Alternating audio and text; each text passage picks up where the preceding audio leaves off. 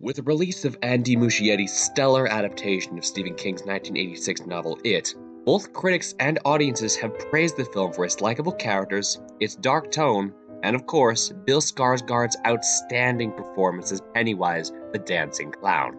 Having seen the film 4 times in theaters myself, I can say without fear of contradiction that It is my absolute favorite movie of 2017. Its pacing, its soundtrack, psychological elements explored throughout the plot. But today, we're going to be taking a look at one particular segment of the movie that really stood out to me as being exceptionally well done. Possibly the most iconic scene from both the novel and the subsequent film adaptations, George Denborough's fateful encounter with Pennywise.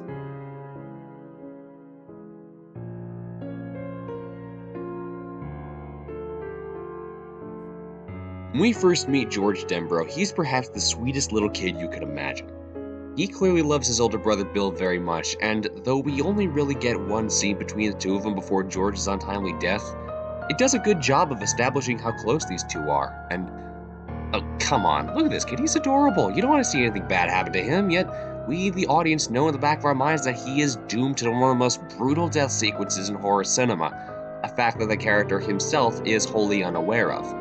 This lends itself to a bittersweet tone as we see how happy George is when he goes outside with a paper boat that Bill made for him. Seeing how he waves as his big brother, affirming how excited he is to be playing with such a simple toy, it further cements how innocent and kind this kid is. And it's actually heartbreaking to watch, knowing that this is going to be the final time that these two will ever see each other again. And it really doesn't help when Bill urges him to be careful.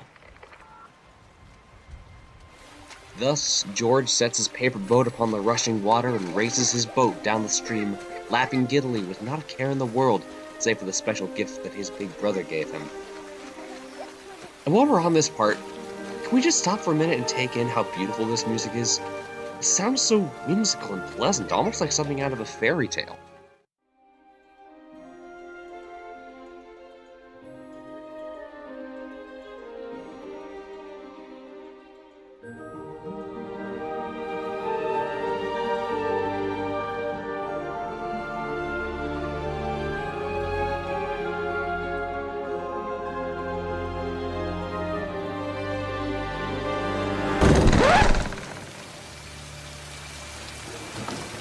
We're long, the boat escapes from George and, despite running as fast as he can, it disappears into the storm drain, prompting him to exclaim, "Bill's gonna kill me!" reaffirming how valuable both Bill and his craftsmanship are to George, as he doesn't want to upset his brother by telling him that he lost the boat that he only just made a couple minutes ago. But as George peers into the storm drain looking for any sign of his specially made gift, something else peers right back at him.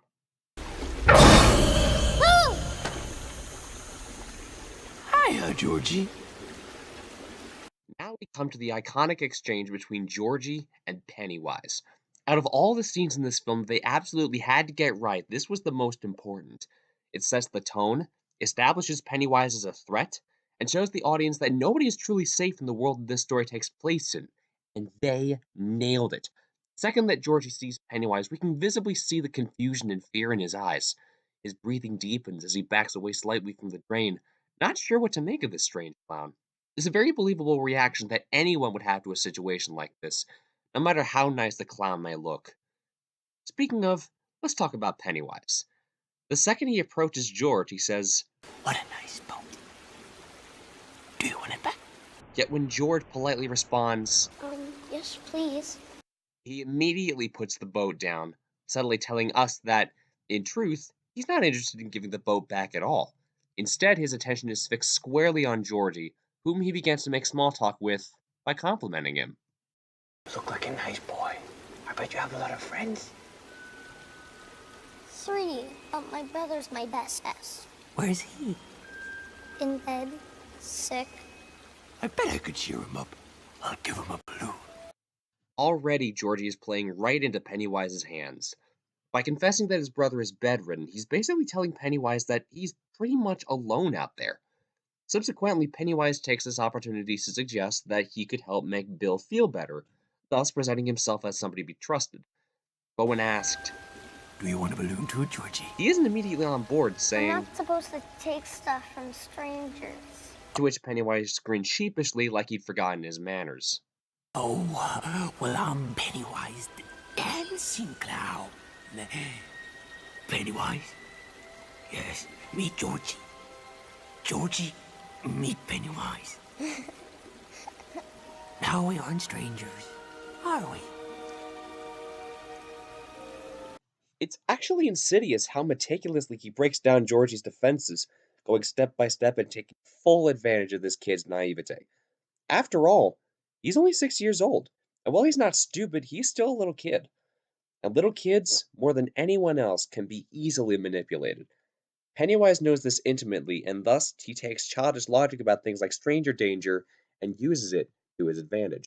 This approach carries onward when George asks, What are you doing in the sewer? valid A question. storm blew me away.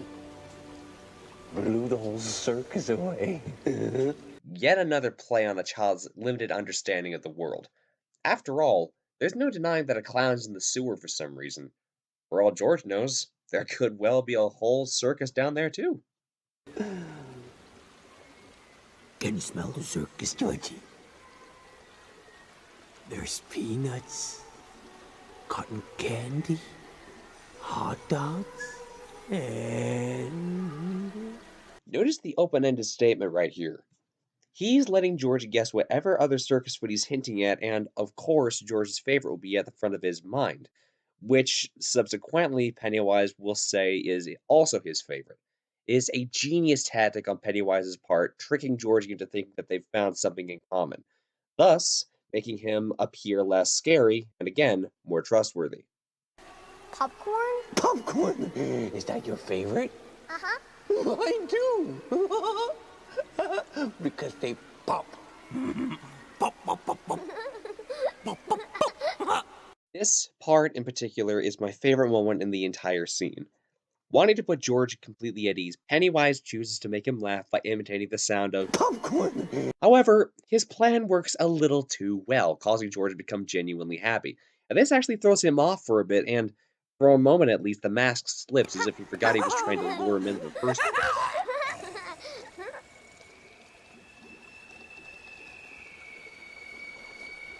Gives me chills every time. It's particularly effective due to the good use of camera shots. When he's sharing a laugh with Georgie, he's smiling wildly and cackling with frantic energy. We cut to Georgie, who's also laughing energetically, and then back to Pennywise, and instantly his face has become completely different, and his truer nature is showing through as he stares blankly at Georgie like the predator that he is. And it isn't until Georgie gets spooked and says he has to go that Pennywise is brought back to his senses. I should get going now. Without your boat? You don't want to lose it, Georgie. Bill's gonna kill you. Come full circle as our attention is brought back to the paper boat, Pennywise's last-ditch effort to lure in Georgie upon realizing that he'd almost scared him off. Funny thing is, if Georgie had just backed away slowly and run off after Pennywise creeped him out, he likely would have forgotten about the boat altogether. But now that it's right in front of him, the importance of this gift from his brother is so great that he's willing to take an ultimately fatal risk in order to get it back. Yet he's still hesitant, briefly causing Pennywise to become frustrated as he is inches away from just going berserk. Take it, Georgie.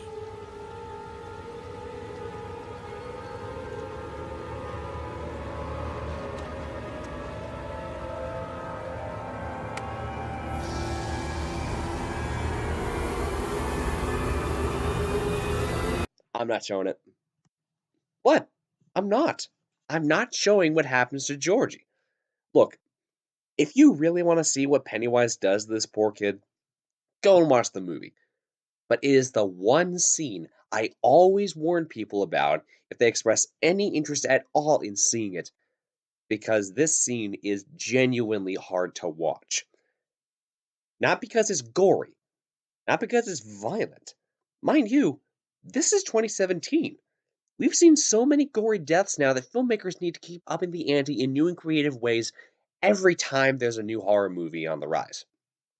No, What makes this scene so gruesome and disturbing isn't the violence, it's the pain and suffering. In particular, pain and suffering inflicted upon this poor kid. Despite this being the first death in the movie, he gets it worse than anyone else in the rest of the film. Props to the actor Jackson Robert Scott who plays Georgie in the film. You truly do believe every ounce of pain that his character experiences in this sequence. I don't know what other films he'd be doing after this, but this small yet crucial part was an outstanding showcase of his talent. I really do hope that it leads to him getting more work on other projects because he frankly deserves it. But one very important question remains.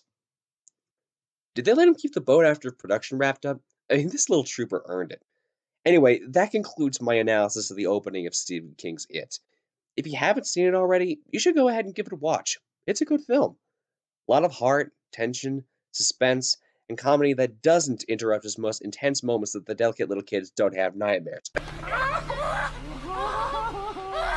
I thank you all for watching, and have a good day.